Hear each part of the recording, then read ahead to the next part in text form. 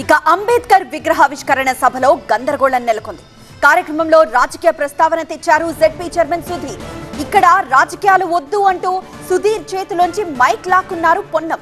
మాట్లాడే హక్కు లేదా అంటూ స్టేజ్ దిగి వెళ్లిపోయారు సుధీర్ కుమార్. హన్మకొండ జిల్లా గాంధీనగర్ లో జరిగింది ఘటన.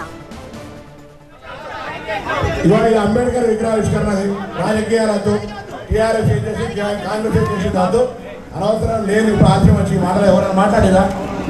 ఎందుకు దాని గురించి మాట్లాడి మీరు అగౌరవపరుచుకుంటారు? రాజకీయాలు, ప్రభుత్వాలు, ఎన్నికలు, ఓట్ల వెళ్ళద్దు. అంబేద్కర్ గారు గౌరవిద్దాం.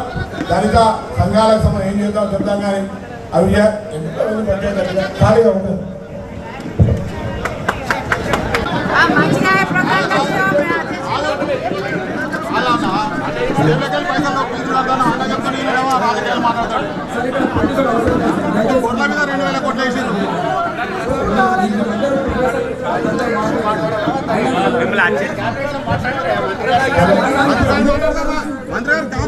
చెప్పండి మీరు